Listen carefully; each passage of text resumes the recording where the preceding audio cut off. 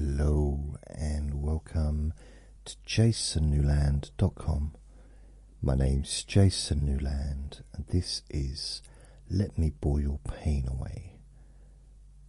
Please only listen when you can safely close your eyes. So, this is a chronic pain relief session, really. I'm going to talk about, just a few ideas. Now, it's really important that before you listen to this recording, you first of all know the cause of that physical pain. So, you do need to have had a diagnosis from a doctor, a medical practitioner, someone like that, a specialist. And also you need to get permission from a doctor, GP, medical specialist before listening to this. So, saying that, I'll get on with it. They will get on with it. It's very early in the morning. Blimey. Gosh. It's 5:47 a.m. on Tuesday the 27th of May 2025. I'm still 54. Still 50. I'm holding on to being 54. I never thought that would happen. End of August, I'm 55. So I'm not really in a hurry for the year to go by. I'm happy for the next couple of months, June and July. I'm happy for them to relaxfully flutter by. So Vinny is fast asleep in bed. And I've been creeping around, trying not to wake him up, because once he's awake, he has a bit of energy first thing in the morning, sometimes. And it might start hassling me and wanting to do something. And so, hopefully he'll stay in there, in bed, and I've closed the door in here. Be very quiet. So this is about chronic pain, and I should explain the difference between chronic pain and acute pain for those that are not aware of what the difference is.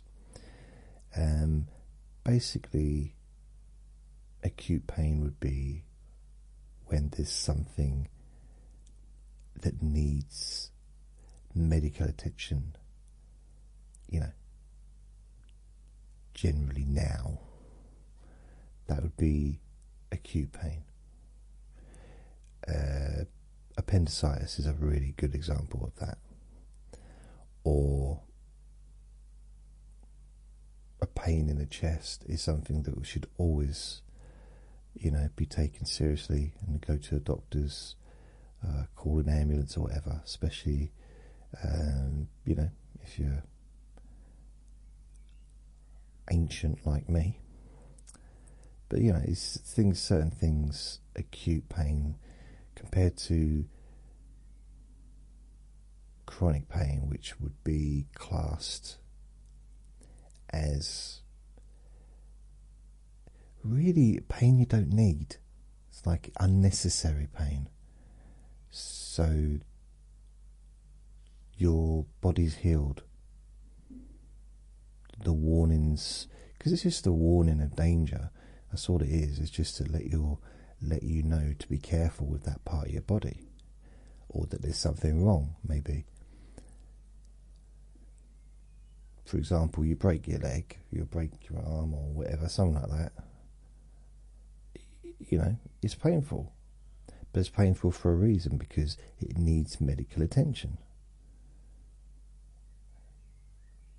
If there's a break in your body, especially like a limb, if it doesn't get fixed, or a dislocation needs to be undislocated, and then it doesn't hurt anymore. Or it might be sore, but you know, it won't be like it was. So it's just, it's basic, isn't it, really? Like, obviously it's getting your attention. It's like a crying baby. It's getting your attention.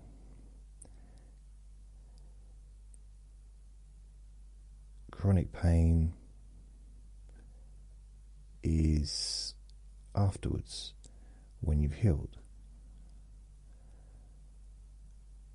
It's not needed.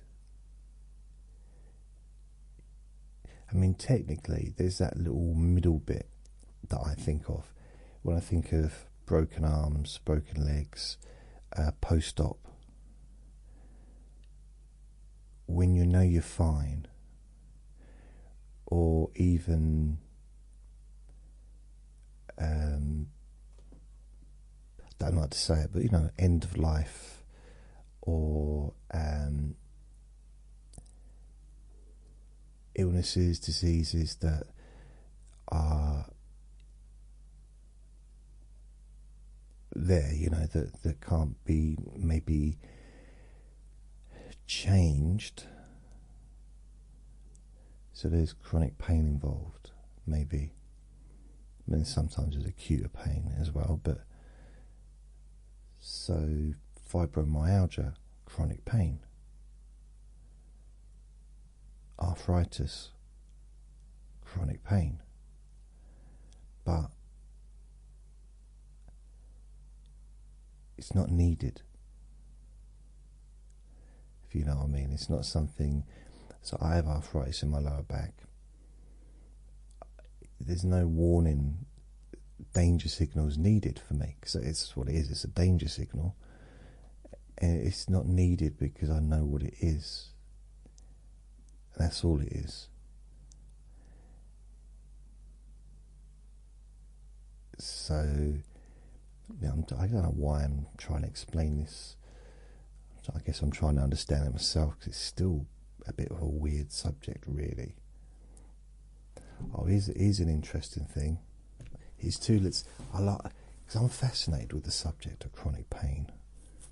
I'm more interested in reducing it, but I'm just fascinated by the whole thing. Here's two bits of trivia for you. Okay.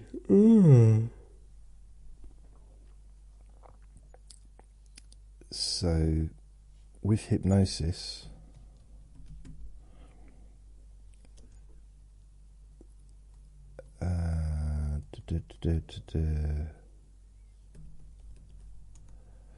let's have a look. Oh no, it's not what I want.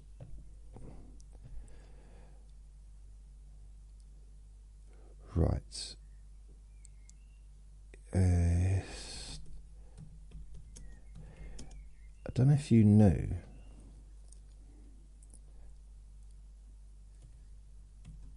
but hypnosis was used for pain relief. And we'll go even further than that. Hypnosis was used quite regularly to help people to anaesthetize, or to at least relax, calm down during operations, before there was anything else that could be helped. You know, it was either that or give them a bop on the head with a hammer, you know, or drink until they passed out. So there was a time, and then I think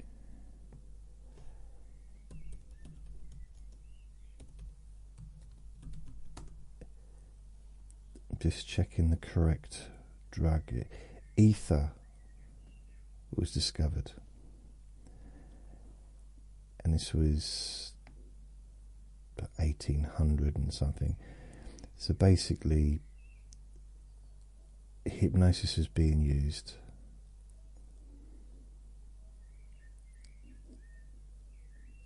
and then ether, a chemical anesthetic which acts on brain receptors, which shuts down your awareness of kind of what's going on, I guess. It was easier, much easier. So hypnosis was just knocked on the head, and just like, as far as surgical hypnosis went, didn't bother anymore because they didn't need to. They had ether, didn't need hypnosis for pain relief. They had ether. So drugs from then on took over. It's just easier, and yeah.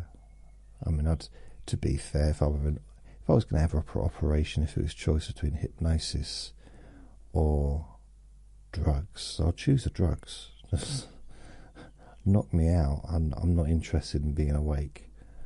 You know, it's just honest. It's true. I had my appendix out when I was 12. Yeah, I'd want to be unconscious for that. Yeah, thanks. But unfortunately, it kind of put things back for hypnosis in chronic pain, because hypnotists still continued to help people with chronic pain, still continued to advance it and develop it, and study, as I am kind of in my own little way, to find different ways of addressing it, different ways of utilizing the. I mean, technically, this isn't hypnosis, but it's still using the same process, still using emotions, still using imagination, still using expectation, still, that kind of stuff, as well as education. I don't mean that as like, I'm educating you. I don't mean it like that. I mean just giving you a bit of information that you may not have had before. But the other thing that I just find is fascinating.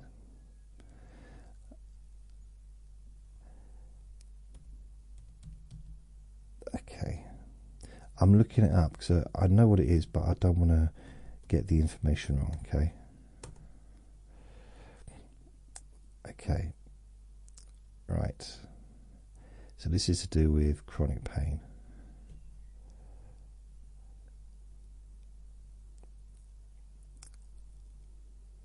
Right, here we go.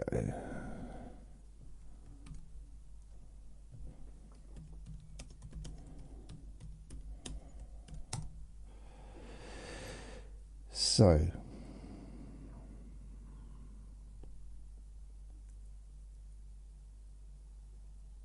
let's have a look.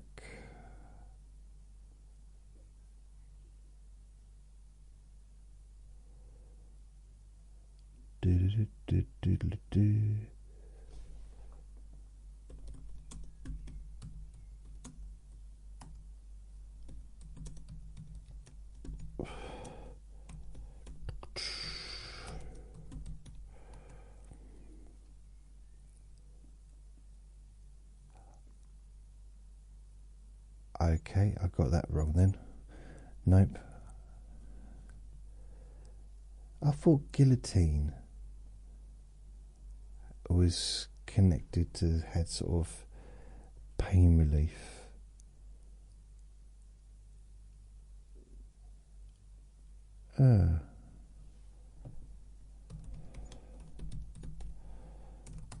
That's weird.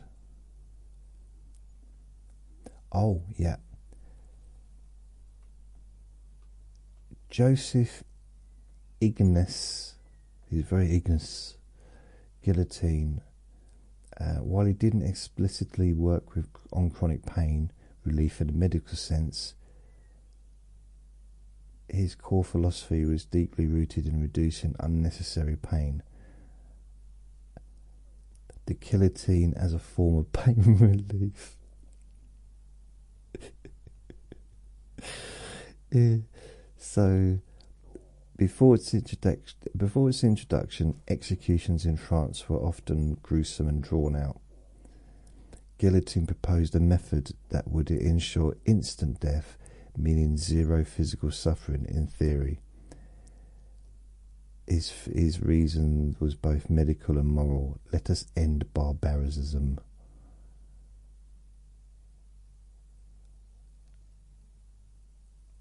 Wow.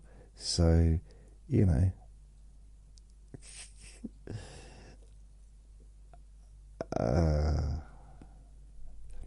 yeah, I'm going. This.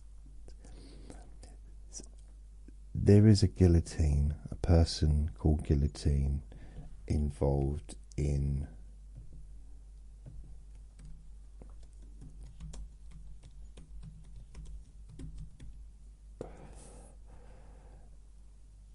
yeah, there was something to do with it. I think there's like a whole thing saying, oh, guillotine. By the way, you know how he died? On a guillotine. No, he didn't. So yeah, I don't know, I just got caught away with that one. Caught away, caught up, drawn away.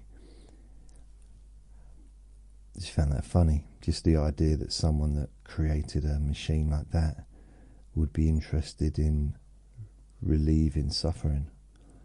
But that kind of is the reason why he did it, because he wanted to cause less pain.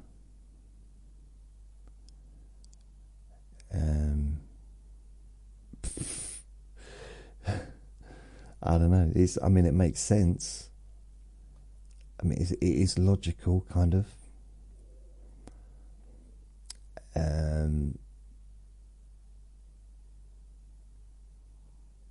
suppose a modern day version of that would be to send a missile from space to the person. I don't know. It's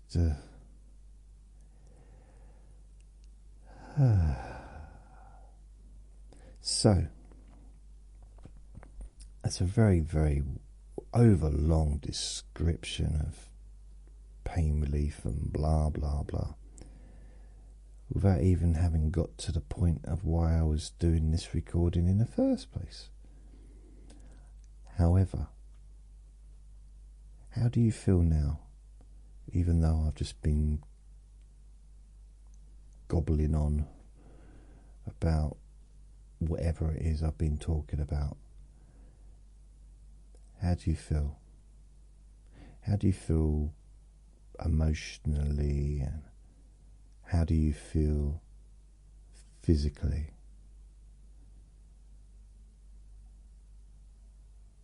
How's your mind right now? Is your mind calmer?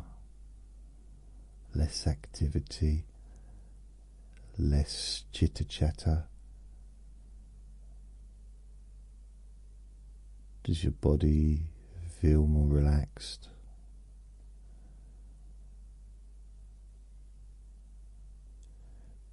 Maybe that part of your body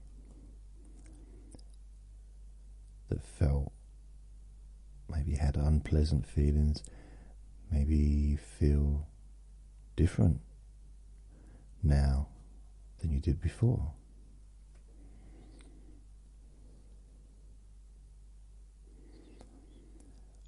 Now there's a technique for relaxation. Well, it's not just relaxation, but I'm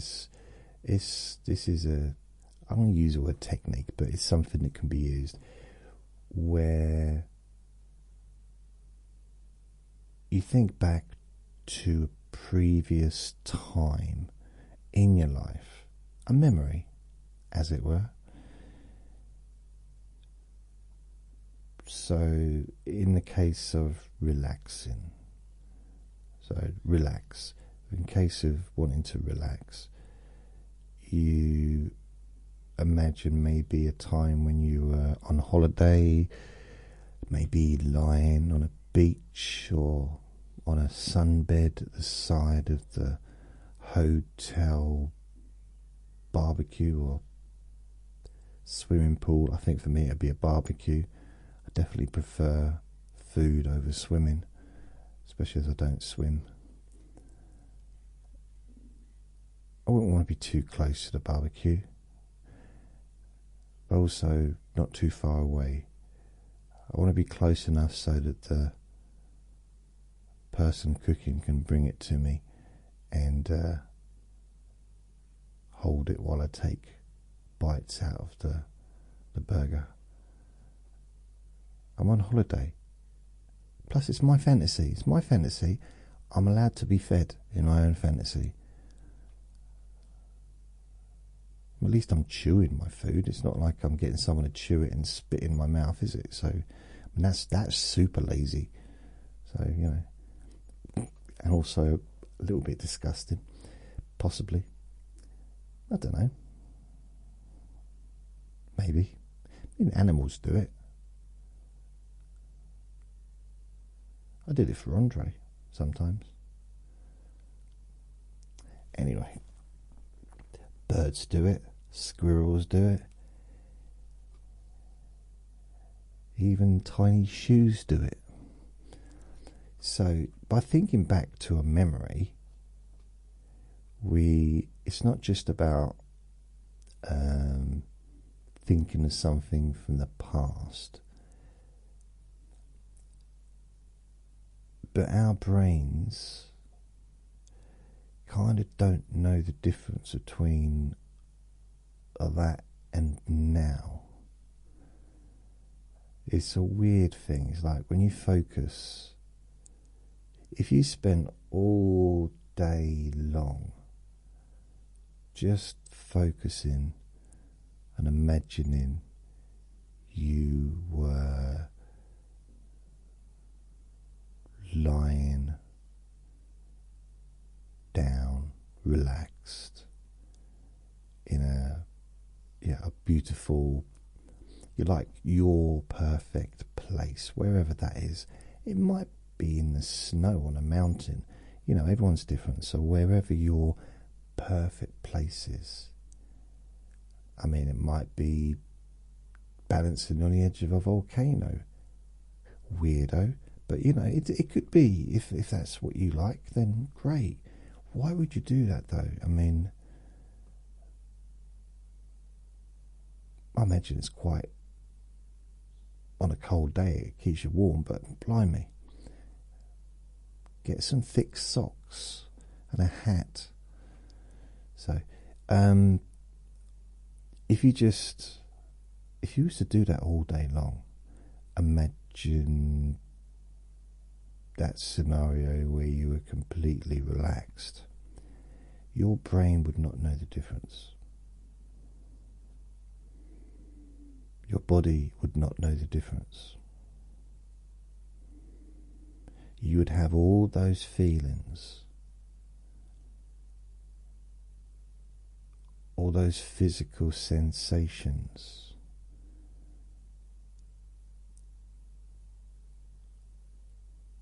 possibly the same thoughts, the same emotions, the same expectations.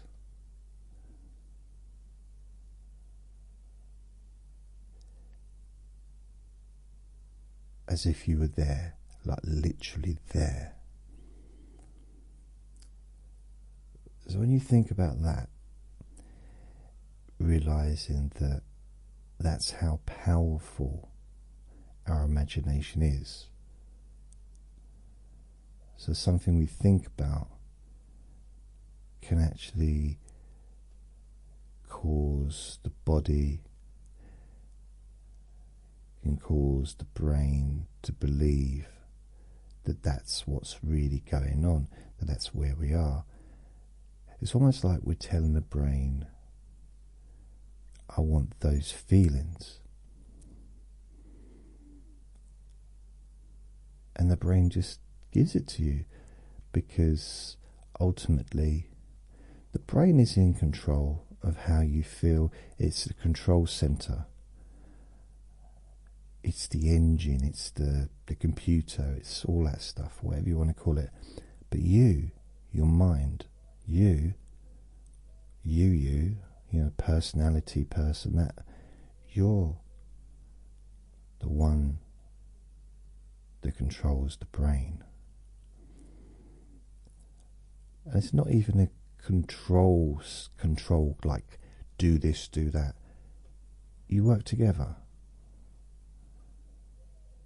You know, your body, your mind, your brain, unconscious mind, your conscious mind, your toenails, you know, it's all one. But there's different parts do different things. So by thinking about something, so you're not actually saying to your brain, now I'd like you to think, to have these personal physical sensations. I want you to imagine my knees are becoming hairy. I don't know why you would want to imagine your knees becoming hairy. That sounds like a bit of a strange thing to be doing, but each to their own. I'm not one to judge. Unless, of course, you want to imagine that your knees are getting hairy, then I will judge, actually. Sorry. There's a line. There's a line I won't cross. Leave your knees alone. They're hairy enough. So, if you... I don't think I've got any hairs on my knees. Yeah. But the opposite's also true. You focus on a negative or just an unpleasant experience, and you're telling your brain, we want more of that, please. A bit more of that, please.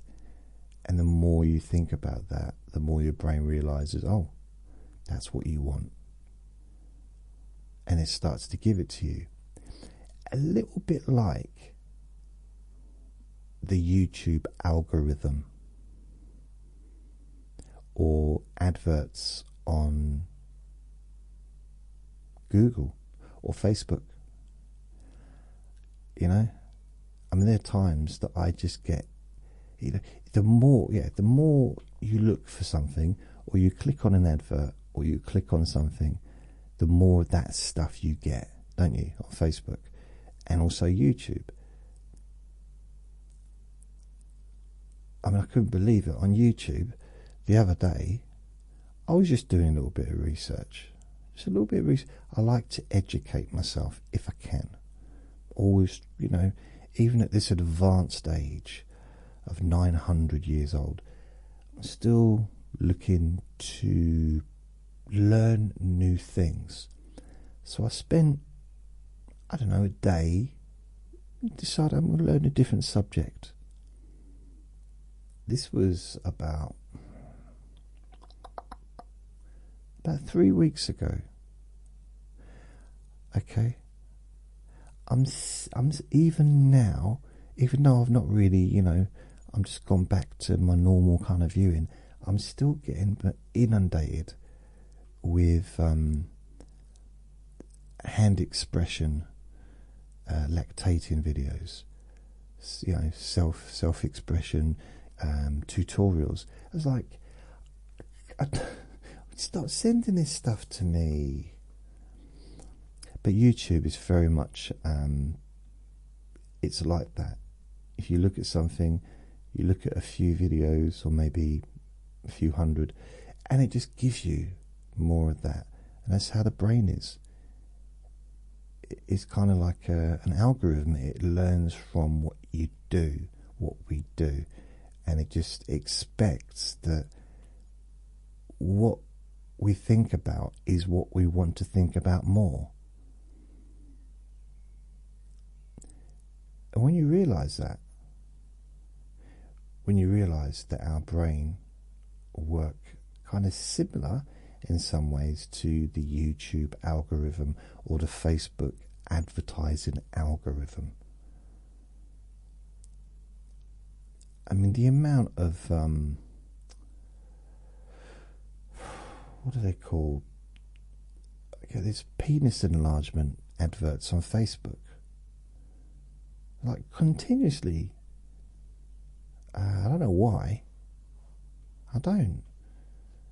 It's annoying.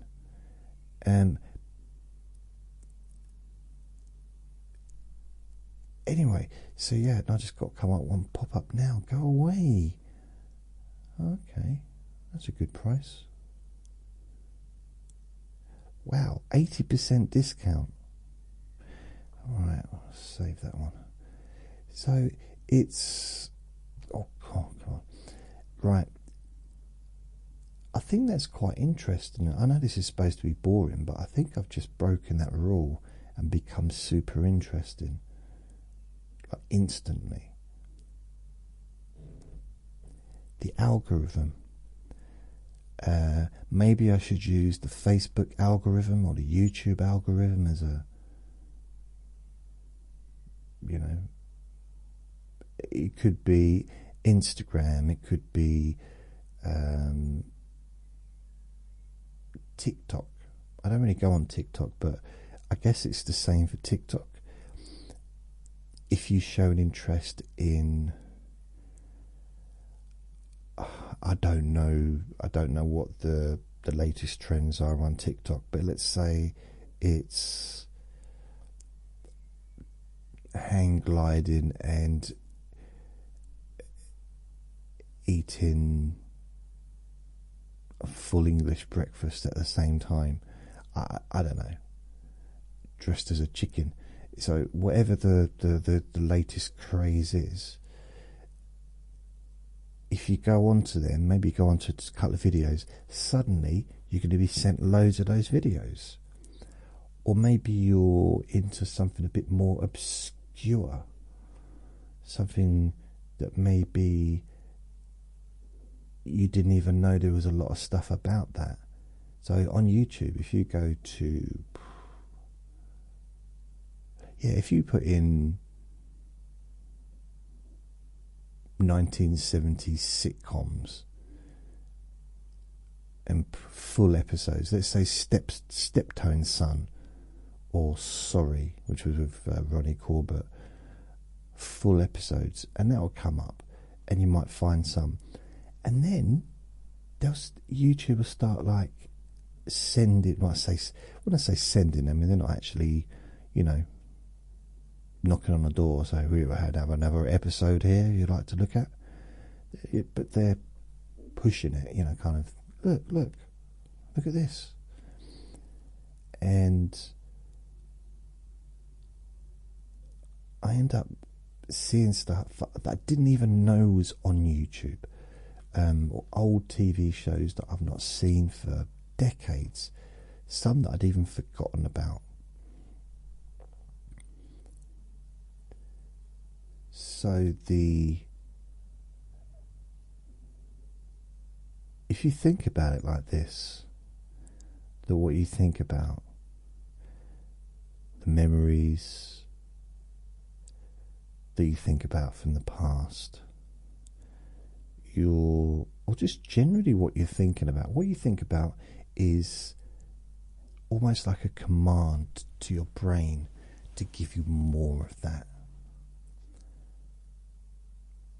But it's very subtle or subtle. I think the B is silent. So I think some people do use the B. What did I hear someone say the other day? They said a word, but they said it wrong.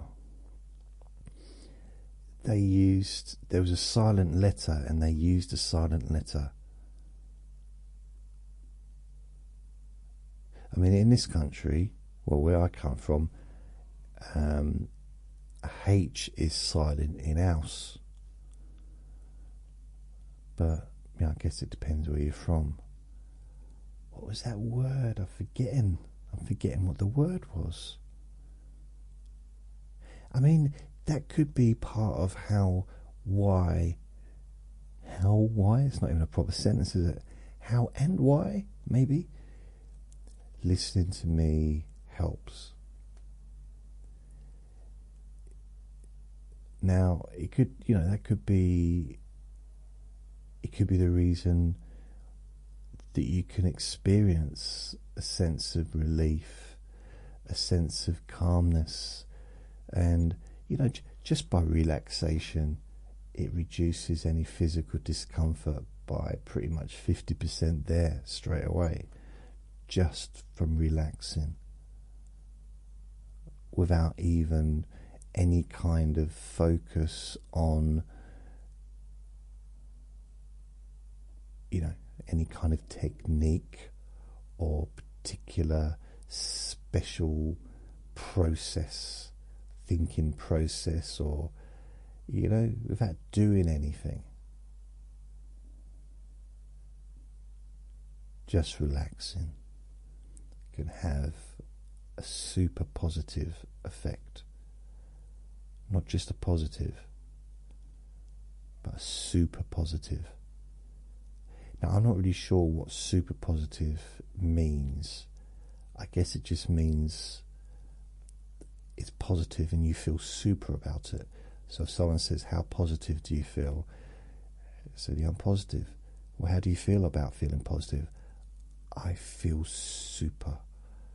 I don't know, maybe it's the wrong word. No, it still feels right. Feels right. So what you think about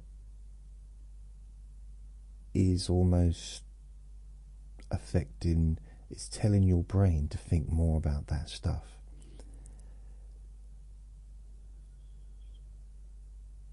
So technically, you could, if you've got a part of your body that you can remember felt fine in the past. Let me think, how would that be useful? You see what I mean? You can imagine that part of your body, how relaxed it felt. Maybe it was 20 years ago. Maybe it was yesterday. Maybe it was 30, 40, 50 years ago. Just a memory that you have. Maybe lots of different memories. And the thing about it is, I don't know about you, but daydreaming is quite nice. Just having a little bit of a fantasy, a little bit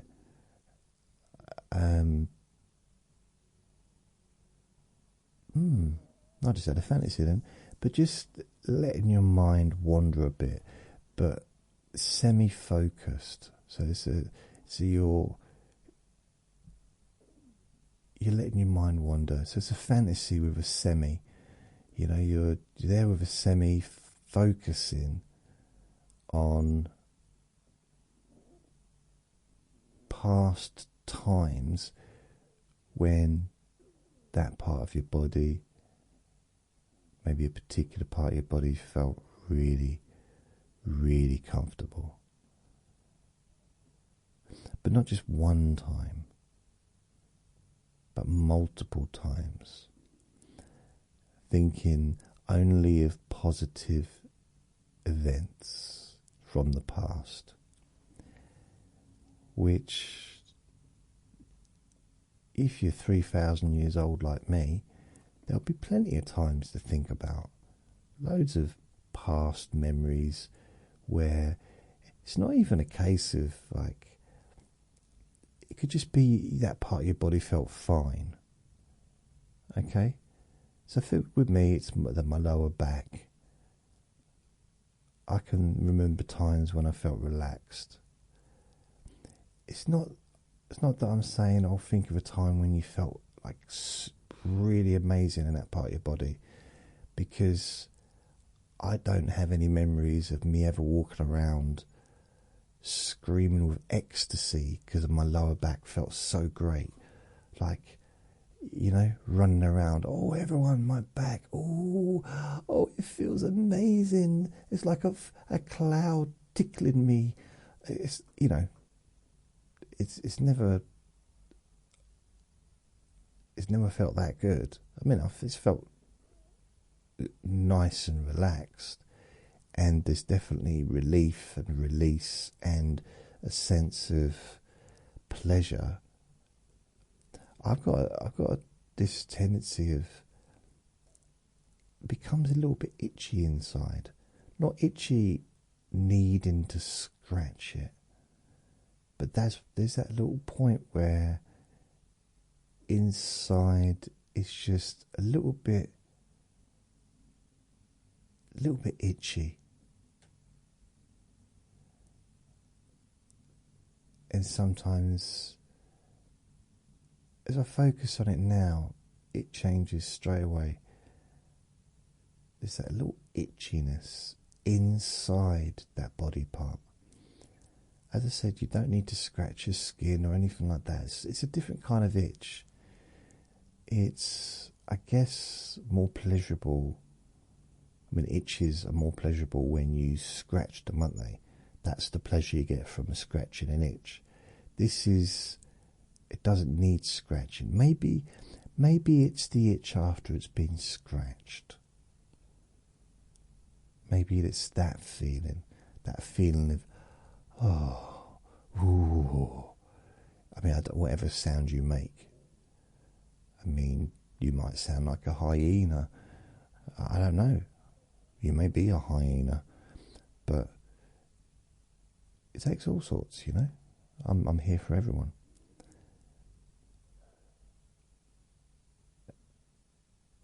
And I'm still focusing on my lower back. Whenever I focus on inside, that little itchy side, a little itchy feeling, doesn't need scratching, but when it's inside my lower back feels fine. You feel fine when that feeling's there. Ah. So I suppose an exercise you could do is just spend a bit of time, and we could do that now, just spend a bit of time thinking about times when, you know, let's focus on one particular part of your body, if you like, where that part of your body felt completely relaxed. And it could be recently. You can go all the way back to maybe a time before when there was never ever any issues at all with that part of your body, and just focus on how it felt, and then think of different times when you perhaps were in a really good mood, you were enjoying yourself, there was physical pleasure maybe. Yeah, I mean, it's your imagination, so you can think of any situations you want.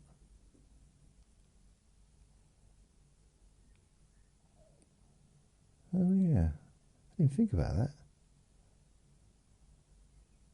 See, yeah, you can really think of some interesting memories. I'm going to test this. I'm not going to tell you what I'm thinking about. You won't know by, because obviously it's in my brain.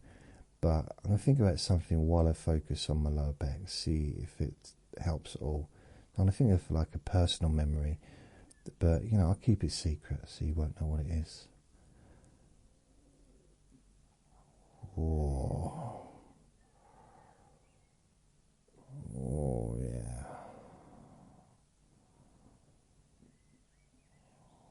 Oh, yeah. Keep doing that.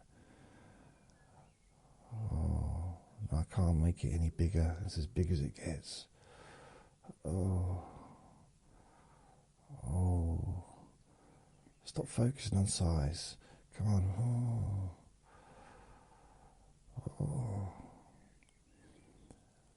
oh, yeah. What do you mean you're disappointed? That's the longest I've ever gone so far. Oh. Oh. Oh. So yeah, I've drifted off a bit there. So yeah, as I was silently imagining that memory, that pleasant memory, yeah, my lower back feels very, very loose.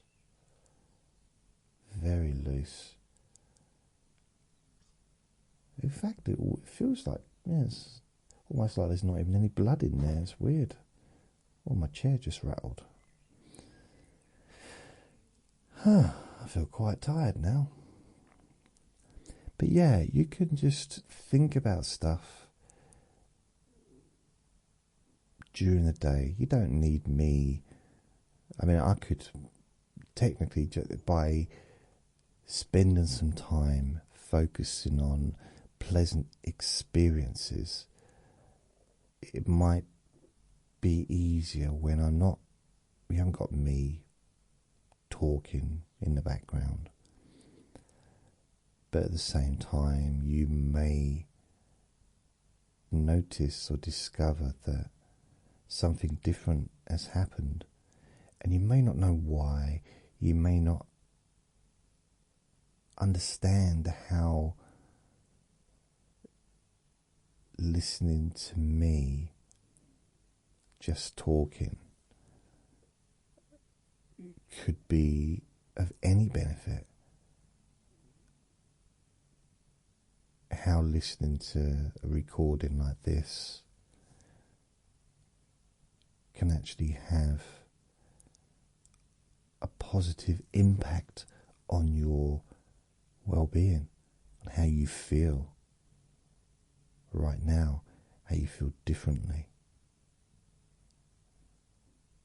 how the physicality, those physical sensations change as you relax more and more.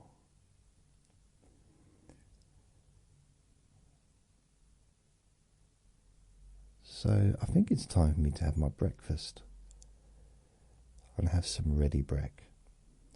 So when I finish this, I'm going to go into the kitchen, put the kettle on, put some fresh water in the kettle, put the kettle on, and then make sure the bowl's clean. So I'll rinse the bowl out. The bowl's clean, but I'll rinse it out. I always have to rinse out bowls before I use them. And put some milk in, stick that in the microwave for 2 minutes and 20 seconds. Then I wait until the kettle's boiled, put a tea bag into my mug. I don't wait until the kettle's boiled always. Sometimes I put the tea bag in before the kettle's boiled. And then I pour the water onto the tea bag, into the cup. And then what I do is I just pour a little dash of milk in there. So the tea bag and the milk could all kind of, work its magic. And then I go into the bathroom and make myself look beautiful. And then 10 hours later, the milk's cold. It's weird. Now I just do my little things, do wee-wees, brush my teeth, clean my face, admire myself in the mirror for a few minutes. It's hard not to, really. Especially with all those mirrors I've got. The ones on the ceiling. It's very strange being in a bath and seeing yourself in a mirror on the ceiling. What a strange place to put a mirror. Remember, that's what the council people said when they came to look at the flat to see what I'd done with it. What a strange place to put a mirror, they said to me. I said, it's not that strange. They said, we've never, I've been doing this job for 23 years, and I've never seen anyone put a mirror on their bathroom ceiling. I said, well, I don't need permission, do I? She said, no, you don't. But you've just never seen anyone do it before. I said, okay.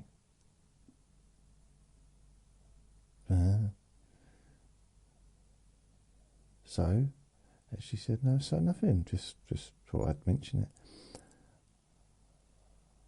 So, well, now tell me something nice. What do you mean? I used to do that with my friend. Whenever he said something negative, I'd say now say something nice. So if he told me something he didn't like, I said, now tell me something that you do like. He used to wind him up, it did. Bless.